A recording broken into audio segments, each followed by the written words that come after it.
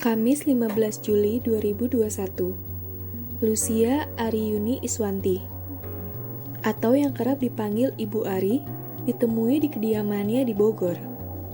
Wanita kelahiran Yogyakarta, 53 tahun lalu, adalah seorang guru di salah satu sekolah menengah pertama di Jakarta Timur. Beliau sudah 12 tahun mengabdi sebagai pahlawan tanpa tanda jasa. Nama saya Lucia Ariyuni Iswanti. Saat ini saya mengajar di SMP Santa Maria Fatima, tepatnya di Jalan Jatinegara Raya nomor 122 Jakarta Timur.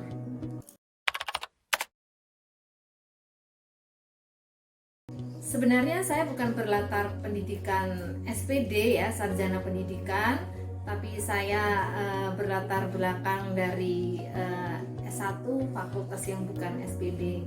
Nah, kenapa saya tertarik menjadi guru? Ya, awalnya memang saya bekerja di suatu perusahaan di kantor yang bergerak di bidang properti.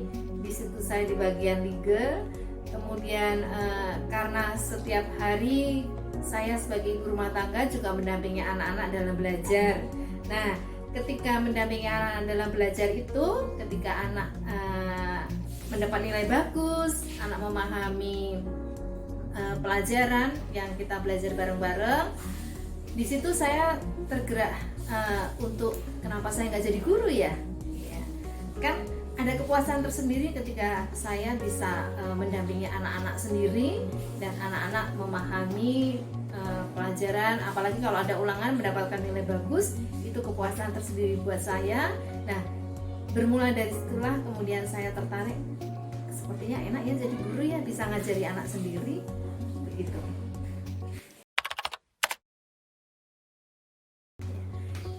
Selama saya menjadi guru di SMP ya, tantangannya ya mau dibilang tantangan sebenarnya juga bukan juga ya, karena memang anak-anak SMP adalah anak-anak di mana usianya dari SD, mungkin SD masih dianggap anak kecil ya, kemudian naik ke SMP, sebenarnya dewasa juga belum, remaja juga belum, jadi ini masih usia yang nanggung, jadi masih ada anak yang masih manja-manja dengan orang tuanya, ada yang masih bahkan masih ada yang awal-awal itu ditungguin sama orang tuanya sampai masuk ke dalam kelas. Jadi menurut saya tantangannya sebenarnya tidak ada, karena anak-anak itu masuk polos. Jadi senakal-nakalnya anak SMP ya, nantinya juga mereka akan kita buat happy saja lah. Memang sih anak segitu kalau dikasih tahu memang kadang nggak dengerin, masih maunya dia sendiri. Jadi masih mungkin teman-temannya yang masih didengarkan. Kalau bapak ibu guru mungkin kadang dicuekin, tapi buat saya itu bukan menjadi tantangan, karena disitulah anak-anak itu masih polos, mereka tidak punya niat apa yang positif atau itu tidak ada, mereka masih polos menurut saya, dan malah mereka masih banyak yang bermanja-manja ya dengan kita bapak ibu guru, masih seperti waktu dia masih SD saja, maunya diperhatikan, maunya didengarkan ya, itu memang sudah menjadi tugas buat kita sebagai guru yang mendampingi anak, meskipun menurut orang tua anaknya bandel, anaknya nggak mau dikasih tahu, anaknya nggak mau dengerin dan sebagainya, tapi ya kita sebagai guru merangkul mereka semua. Toh memang seusia segitu ya, lagi kalau orang Jawa bilang tuh lagi ngeyel-ngeyelnya tuh loh, lagi susah diatur pokoknya, tapi ya sudah, nanti semua akan ada saatnya juga. Jadi kita sebagai guru ya kita bikin happy aja menghadapi anak-anak yang seperti itu. Menurutnya, bangku menengah pertama merupakan tahap di mana seorang anak menuju dewasa atau yang biasa disebut masa remaja.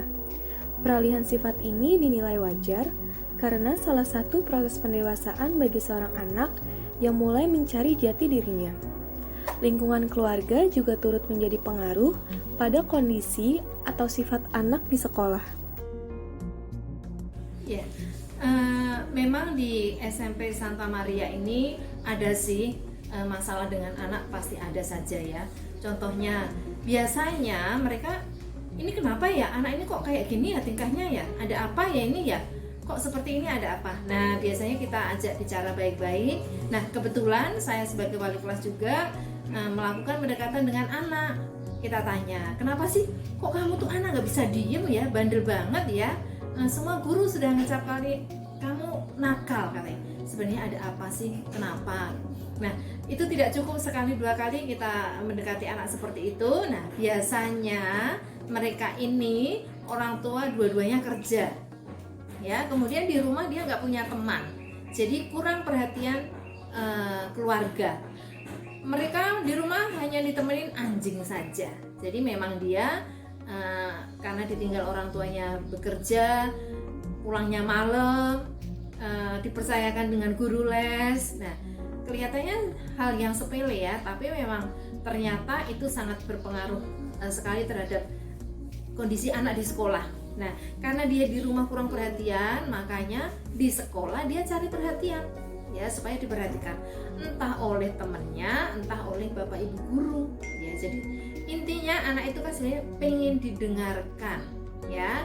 Mungkin mama papanya kurang komunikasi dengan anak ini, jadi dia merasa sendiri di rumah, nggak punya teman, nggak boleh, apalagi kehidupan di Jakarta kan anak-anak bahkan mungkin ada yang nggak kenal tetangga kan, jadi ya hanya di rumah saja, ya.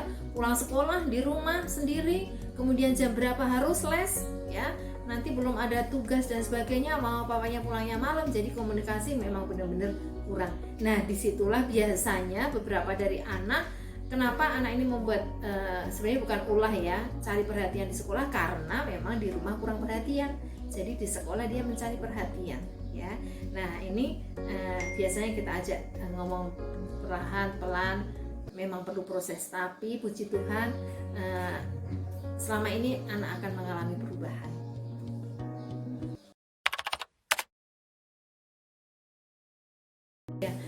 Selama pandemi ini memang Bapak Ibu guru sesekali saja ke sekolah. Misalnya rapat tentang kenaikan sekolah, rapat tentang kelulusan, atau ketika kita ngisi rapot, ya. Rapot sekarang kan e-rapot, ya.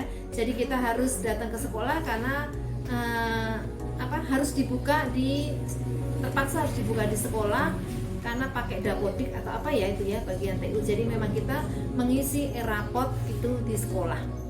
Jadi bisa dihitung lah, hanya selama satu semester kita berapa kali pertemuan itu saja. Jadi jarang sekali datang ke sekolah.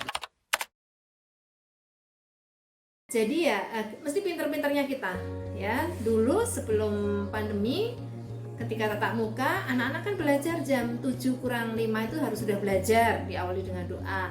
Nah, padahal rumah saya kan jauh nih ya, di Bogor, yang memerlukan perjalanan kereta paling tidak, keretanya saja 45 menit, kemudian masih nyambung angkot. Jadi paling tidak kita harus prepare waktu di jalan itu 1 jam. Nah, bagaimana supaya bisa sampai di sekolah tepat waktu, kemudian di rumah pun anak tidak terlantar. Dalam arti maksudnya ketika saya meninggalkan rumah, di rumah pun juga sudah tersedia nasi, lauk, atau sayur yang siap dimakan untuk anak-anak dan suami, ya. Saya mesti ngatur waktu kalau perjalanan 1 jam untuk masak berapa lama, jadi saya harus bangun jam berapa. Nah, di situ saya mesti bangun minim paling tidak itu ya 3:30. Kalau sudah di atas 3:30, pasti saya membagi waktunya akan repot sekali. Jadi saya bangun pagi, kemudian membereskan di dapur, mandi, kemudian berangkat. Nah, kalau guru lebihnya, enaknya adalah pulangnya nggak sampai malam, ya. Jadi kita sampai rumah masih sore, ya. Nah, pulang sekolah itu kita membereskan pekerjaan yang belum sempat diselesaikan, misalnya mencuci, setrika, nyapu, dan sebagainya. Jadi bisa kita kerjakan ketika kita pulang sekolah, ya. Jadi itulah kelebihan dari guru. Makanya kenapa juga kita dulu, saya khususnya pengen jadi guru, karena guru itu masih punya waktu di sore hari, pulangnya nggak terlalu malam, ya. Jadi masih bisa mengerjakan pekerjaan rumah, bekerja oke, pekerjaan rumah juga oke. Jadi pinter-pinternya mesti bagi waktu. Pandemi COVID-19 membuat sistem pembelajaran yang semula tatap muka menjadi daring, membuat Ibu Ari harus beradaptasi dengan proses pembelajaran daring. Terlebih, menghadapi para muridnya yang seringkali terlambat saat pertemuan daring atau bahkan murid yang mengalami kesulitan dalam proses pembelajaran secara daring. Jadi selama pembelajaran online ini ya, selama pandemi ini ada saja sih tantangannya, ada saja. Anak-anak mah pinter aja ya untuk mencari alasan. Contohnya misalnya nih, ketika anak-anak ditanya, ketika kita mengadakan Google Meet, mereka nggak hadir, ditanya alasannya, tadi jaringannya internet saya itu Bu, muter-muter saja susah. Terus kemudian kalau masalah kamera kenapa nggak dinyalain? Sama juga internet saya nge-lag Bu, laptop saya nge-lag Bu, kameranya nggak bisa nyala dan sebagainya. Nah disinilah kita sebagai guru harus pinter. Bener nggak ini alasan anak ya? Jangan sampai kita dikerjain anak dengan alasan itu kita iya saja. Nah karena memang ternyata anak-anak juga ada yang bohong juga ketika nggak ngikutin tuh, mereka kan baru bangun kesiangan, kemudian belum mandi, nggak pakai seragam dan sebagainya. Nah kemudian juga tantangan berikutnya adalah dalam mengerjakan tugas ya, kita kan mengajar itu ada Google Classroom, kita lewat Google Classroom. Jadi biasanya kita mengajar itu pertama adalah Google Meet dulu, Google Meet sebentar, kemudian setelah itu anak-anak masuk dalam Google Classroom. Di situ kan anak-anak ada tugasnya, kemudian dikumpulkannya kapan, kemudian nanti setelah dikumpulkan guru akan koreksi dan dikembalikan lagi. Nah, tantangan dalam mengumpulkan tugas ini yang biasanya kita sebagai guru pasti ngoprak-oprak. Tahu nggak ngoprak-ngoprak? Kalau orang Jawa itu ngoprak-oprak ya, itu ngejar-ngejar, ayo kumpulkan tugas. Padahal sebenarnya di situ sudah ada deadline-nya, anak-anak harus mengumpulkan kapan. Tapi itu Bu, alasannya anak-anak, Bu, tadi saya terlambat ngirim karena jaringannya begini, loadingnya lama. Jadi maaf ya Bu ya, telat ya. Nah, memang sih di sini serba itu ya, kita mau keras terhadap anak tidak bisa. Karena kita pun juga, saya kadang merasakan juga bahwa ada saatnya wifi-nya juga rewel juga ya. Tapi ya sebenarnya anak-anak yang seperti itu nggak banyak, paling hanya 1-2 sih kendala seperti itu, hanya 1-2. Karena di zaman sekarang sepertinya laptop, handphone yang canggih yang bisa buat belajar online itu sudah menjadi kebutuhan pokok. Jadi ya orang tua pasti mendukung semua kebutuhan itu. Jadi sebenarnya kendalanya sih tidak sangat-sangat menyulitkan buat kita Bapak Ibu guru, karena itu paling hanya 1-2 anak saja. Kemudian kalau masalah nggak semua anak juga bisa membeli, anak kan dapat pulsa ya dari Kemendikbud. Nah kalau ada anak yang memang benar-benar sulit dengan pulsa, kendala di pulsa, ya sekolah pasti akan memberikan perhatian dengan cara memberikan pulsa. Ya, harapan kami ya, saya sebagai guru di saat pandemi seperti ini, di mana anak-anak belajar secara online, memang banyak anak-anak yang sudah mengeluh, Bu, kapan Bu ke sekolah Bu, udah pengen sekolah, udah bosen di rumah.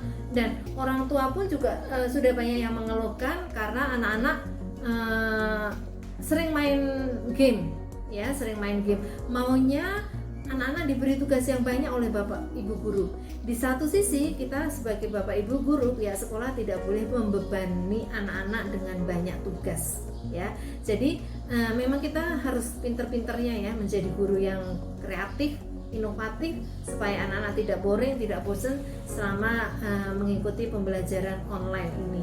Jadi paling tidak ya memang anak harus diberi tugas, tetapi misalnya kalau tatap muka kita memberi tugas anak PR itu sampai 5 soal misalnya kalau ISE. Ya paling tidak kalau selama online ini ya kita cukup 2 soal saja. Karena anak berlama-lama di depan laptop, di depan handphone kan juga tidak baik untuk kesehatan ya, baik mata dan sebagainya. Jadi harapan kami adalah semoga dengan pembelajaran yang kreatif tentunya dari Bapak Ibu guru membuat anak-anak tidak bosen dengan belajar online. Karena sudah setahun lebih anak-anak itu sudah pengennya ke sekolah saja. Nah, disitulah PR sebagai Bapak Ibu guru bagaimana memberikan pembelajaran yang menyenangkan ya, menyenangkan buat anak-anak. Jadi mesti Bapak Ibu guru kreatif, inovatif, tidak membosankan dengan berbagai macam tayangan pembelajaran, bisa dari YouTube, bisa Google Formulir, GM dan sebagainya. Banyak fasilitas dari kemajuan teknologi sekarang untuk pembelajaran online ini. Beliau berharap agar pandemi COVID-19 cepat berlalu dan sistem pembelajaran tatap muka dapat kembali diterapkan.